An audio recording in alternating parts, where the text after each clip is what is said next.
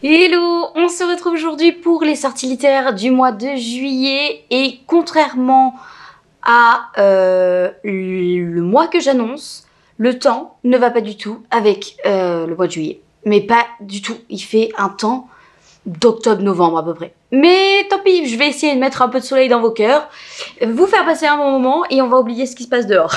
On dit souvent que le mois de juillet et août, il n'y a pas grand chose qui se passe, mais finalement...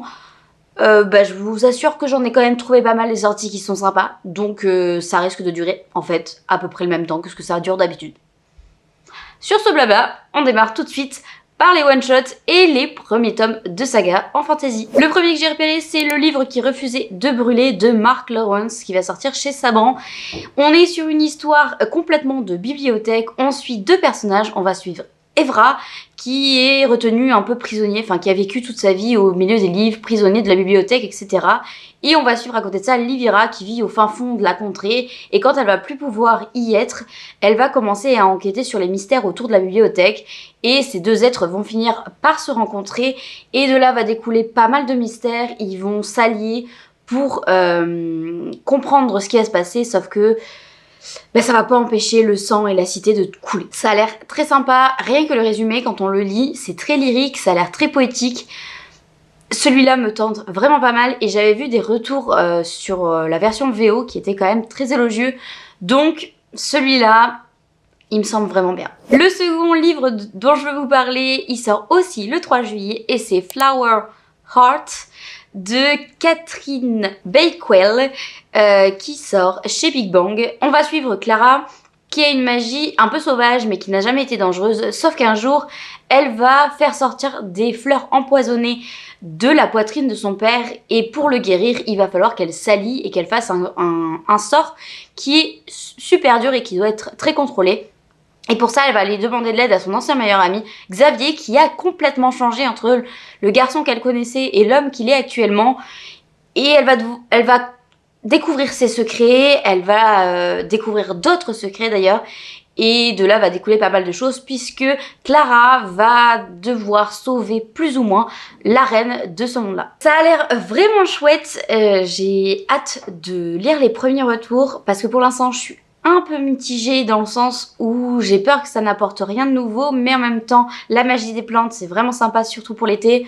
Je sais pas, voilà, je vais attendre les premiers avis. Toujours le 3 sort La sorcière écarlate de Laurie Lico Albanese, je sais pas comment on le dit, excusez-moi pour la prononciation, qui va sortir chez Hauteville et dans ce livre-là, on va suivre une jeune fille qui est capable de voir les couleurs dans les mots, les sons, etc. Ce qui est assez rare. On est dans les années 1829 de mémoire et cette fille-là va s'exiler en Nouvelle-Angleterre, à Salem. Sauf qu'elle va se retrouver très vite seule alors qu'elle est mariée et elle a très peur d'être découverte parce que les femmes qui avaient ce pouvoir-là, donc en général sont les anciennes générations, se faisaient brûler lors du bûcher puisqu'elles étaient considérées comme des sorcières. C'est un sujet qui m'intéresse à chaque fois, tout ce qui est la sorcellerie à une certaine époque, les femmes qui étaient considérées comme des sorcières, la magie qui n'en est pas vraiment une au final, mais enfin voilà, c'est un sujet qui m'intéresse grandement, donc celui-là, c'est vrai que je l'ai dans un coin de ma tête, je vais le mettre dans un coin, je sais pas si je vais craquer, mais ouais, c'est un sujet qui me tente vraiment. Le prochain sort le 4 juillet chez De Sectus, et c'est La Bibliothèque des Ombres de Rachel Moore. Dans cette histoire, on va suivre Esté qui ne croit absolument pas aux fantômes, mais pour se rapprocher de son père, va rentrer dans l'académie Radcliffe, qui est réputée comme l'une des académies les plus hantées. Et quand elle va arriver là-bas, elle va rencontrer Matteo, qui est un fantôme. Sauf que celui-ci, il est un petit peu malin, il va aller voler un livre qu'il ne faut pas voler et Esté va être accusée à tort de ce vol. Elle va donc essayer de coûte que coûte de récupérer ce livre, sauf que visiblement, le chemin qu'elle prend est en train de devenir dangereux puisque tous les 10 ans, un étudiant disparaît et s'il ne fait pas attention, ça pourrait être la prochaine. Celui-là me tente vraiment beaucoup. Après, ça sort en été, alors que pour moi, c'est un truc un peu d'automne, tu vois, les fantômes et tout ça. Donc, je sais pas. Peut-être que je me craquerai au moment de l'automne parce que ça sera pile dans ce que j'aurais envie de lire à ce moment-là. Mais le pitch de base me plaît vraiment beaucoup. Toujours le 4 sort Cruelle Dame Fortune de Chloé Gong chez Sabran. C'est donc la deuxième duologie dans le même univers que C'est Plaisir Violent que j'ai pas du tout lu mais qui me fait très envie. Donc on est à Shanghai au moment de la guerre entre les gangs, etc. Je connais pas bien cette période de l'histoire en Chine. C'est vrai que c'est pas quelque chose qu'on étudie à l'école, etc. Mais je me dis que ça peut être sympa. Donc vraiment, c'est plaisir volant. Elle est dans ma wishlist depuis une éternité. Il va vraiment falloir que je craque. Mais là, ce serait donc la seconde duologie. Il y en a certains qui disent que au final, c'est la suite. Même si c'est pas exactement les mêmes personnages d'après ce que j'ai compris. On est donc dans les années 1931 et on va suivre Rosaline qui a été sauvée de justesse par une expérience scientifique. Elle a du coup un don un peu particulier, c'est qu'elle peut guérir de n'importe quelle blessure et complètement insensible au passage du temps, donc en gros elle ne vieillit plus. Elle va donc mettre ses dons au service de la Chine puisque on est au moment où il y a une invasion du Japon en Chine. Et donc elle va enquêter sur les meurtres qui se passent actuellement en Chine. Elle va se faire passer pour la femme d'un espion et de là va découler une énorme histoire. Pareil, le pitch de base me tente trop et j'ai entendu plein d'avis positifs en VO. Enfin, de toute façon, Chloé Kong, à chaque fois qu'elle sort quelque chose, chaque fois j'ai l'impression que les avis sont très élogieux. Sauf peut-être sur le dernier, sur Désir Immortel, j'ai l'impression que c'est un peu plus mitigé.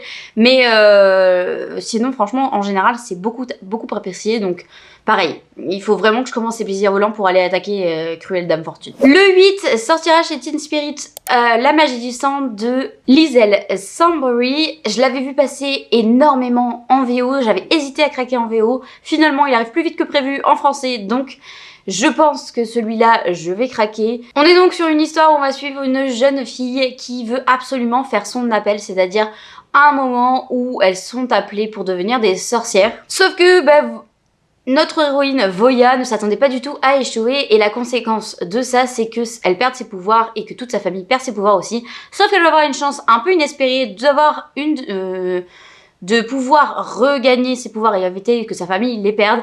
Il va falloir qu'elle sacrifie son premier amour. Donc elle va partir de manière à trouver le premier amour, sauf qu'elle n'est jamais tombée amoureuse, donc c'est un petit peu compliqué pour elle. En gros, à un moment donné, elle ne sait plus sur quel pied danser, entre le sens moral, sa famille, elle ne sait plus quoi faire.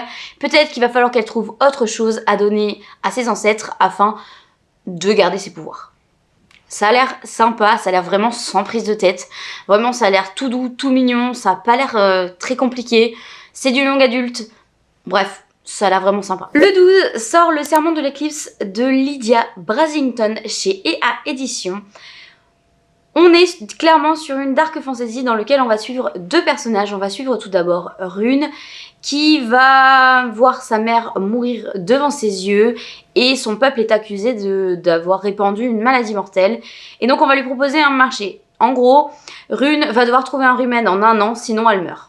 Et dans la poursuite de cette quête, elle va donc rencontrer un autre personnage qui lui est un peu brisé, blasé, qui a été formaté pour tuer. La rencontre entre les deux va faire des étincelles, il va se passer pas mal de choses. Bref, ça a l'air très sympa.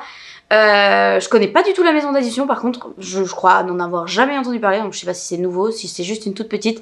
Faudrait que j'aille me renseigner, mais en tout cas, voilà, le pitch de base me plaît pas mal. Et c'est fini pour cette catégorie-là, on passe au one-shot premier tome de saga côté le reste.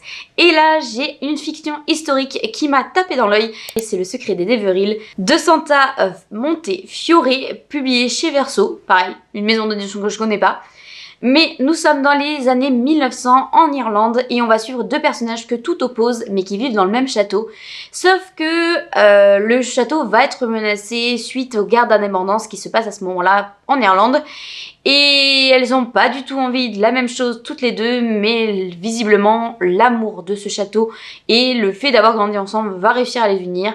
On dit clairement que les fans de Lucida Raleigh vont adorer ce livre-là. J'ai adoré Lucida Raleigh dans Les 7 Sœurs. Bref, voilà, le speech de base me plaît bien. Je pense que ça peut être une histoire très sympa, poignante, émouvante. Bref, ça sera ma prochaine saga, je pense, après la saga des 7 Sœurs que je suis en train de terminer actuellement. Comme d'habitude, on passe aux suites de saga fantasy, young adulte, jeunesse, adulte, etc. au sens large. Comme d'habitude, je ne m'attarnise pas sur les résumés. Si j'ai 2-3 informations à vous passer, je les passe. Sinon, on continue parce que, comme d'habitude, sinon la vidéo est 10 fois trop longue. Au niveau suite de saga, on n'est pas tant rempli que ça ce mois-ci, ça va, franchement on s'en sort bien. Le premier que j'ai repéré c'est le 3, c'est Fire and Frost, le tome 3 de Ellie Blake chez Corrigan. C'est une romantécie d'après ce que j'ai compris. j'en sais pas plus. Ensuite le 11 sort le tome 2 de La chair et le feu de Jennifer Ellermann-Schott, qui est donc le spin-off du sang et de la cendre, qui le premier tome avait pas trop convaincu, je crois, la majorité de ceux qui aiment le sang et la cendre.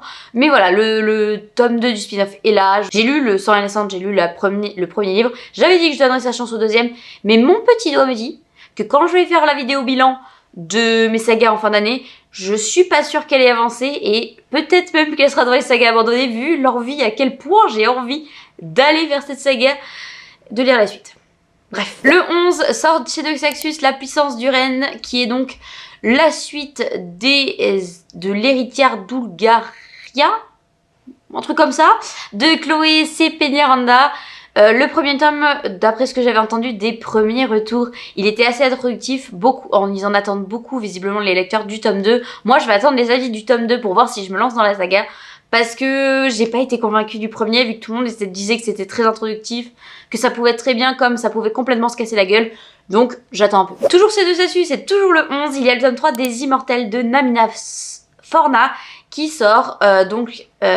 C'est une histoire de fantasy aux inspirations africaines, j'en sais pas plus. Le premier tome est dans ma palle numérique depuis sa sortie, concrètement à peu près. Et il n'est toujours pas sorti de là, je ne sais même pas quand est-ce qu'il est sorti le premier tome, mais ça doit faire au moins 3 ans. Et il est toujours là à m'attendre sagement, voilà. Et en fait c'est une saga qu'on voit très peu passer au final, donc j'ai pas tant de retours que ça, alors que ça fait un moment que c'est sorti. Du coup je sais pas trop. On passe aux sorties poche, et là j'en ai repéré 4. Le premier c'est le 3. C'est La Voix des Ondes de Brett Weeks. C'est une dark fantasy dans laquelle on va suivre 2 personnages majoritairement. Il y en a un qui est formé pour l'assassinat et qui est extrêmement bon dans son domaine, et un autre personnage qui lui est carrément le rat de la guilde, et ils vont devoir en fait s'allier pour une certaine mission. C'est une dark fantasy, visiblement c'est très sombre, c'est de la fantasy adulte, donc attention à vous. Toujours le 3 sort Le plus cruel des poisons de Nathalie Mahé, qui est donc le tome 2, je crois que le tome 1 en poche est sorti le mois dernier ou le mois d'avant, c'est très récent. Pareil, le premier tome est dans ma pile à lire numérique depuis des lustres, et j'ai toujours pas sorti de là. Je sais même pas de quoi il parle en vrai. Je l'ai pris à sa sortie en grand format au début et je ne sais absolument pas de quoi ça parle. Le 4 sort chez Pas l'édition, C'est Plaisir Volant de Chloé Gong, j'en parlais plus tôt dans la vidéo. C'est donc une réécriture de Roméo et Juliette dans le Shanghai de 1930 à peu près, là où il y a donc la guerre des gangs, l'indépendance, l'invasion et tout ça. Je sais pas exactement quand est-ce que ça se situe, j'y connais rien, mais ça me fait très envie. J'ai vu des retours très élogieux, et c'est vrai que l'histoire de la Chine, j'y connais rien, mais vu que j'adore l'histoire au sens large, je me dis que ça peut m'ouvrir une porte peut-être pour me débloquer une nouvelle passion. Et enfin le 10 sort L'héritier trahi de Olivia, qui est donc le spin-off du Prince Cruel. Prince Cruel ? Je sais plus comment ça s'appelle la première saga. Je suis plus sûre de moi, pourtant j'ai lu, hein. Bon, elle a fait une saga Olivia que tout le monde connaît, c'est donc le spin-off. Le tome 1 sort en poche là, et normalement à la rentrée il y a le tome 2 qui sort en grand format pour qu'on ait la suite, donc assez sympa. Voilà, j'ai vu la sortie passer dans les prochains mois vers la rentrée littéraire, je crois. Et voilà, c'est tout pour moi pour ce mois-ci. Il y a encore pas mal de sorties. C'est vrai que là, j'ai quand même dû faire un peu moins de choix que les mois précédents où il y a 158 000 sorties. Je ne savais même pas si j'allais faire la vidéo à la base, mais en fait, il y a suffisamment de matière pour quand même en faire une. Pour l'instant, le mois d'août, j'ai regardé rapidement, il n'y a pas tant de sorties que ça, donc je ne sais pas si la vidéo sortira pour le mois d'août. On verra si ça s'étoffe durant le mois, la fin du mois de juin et le mois de juillet. Parce qu'il y a quand même la rentrée littéraire en fin août, début septembre. Donc il y a sûrement des titres qui vont se rajouter fin août. On verra. Mais vous inquiétez pas, voilà, si la vidéo ne sort pas, ça veut dire qu'il n'y a pas eu suffisamment de sorties pour que j'en fasse une vidéo en entier. S'il y en a suffisamment, dans tous les cas, je la ferai. Et puis vous me retrouverez le mois prochain pour cette même vidéo. Si ce contenu vous a plu, n'hésitez pas à liker, commenter ou à vous abonner. Je vous souhaite une excellente semaine et surtout prenez soin de vous.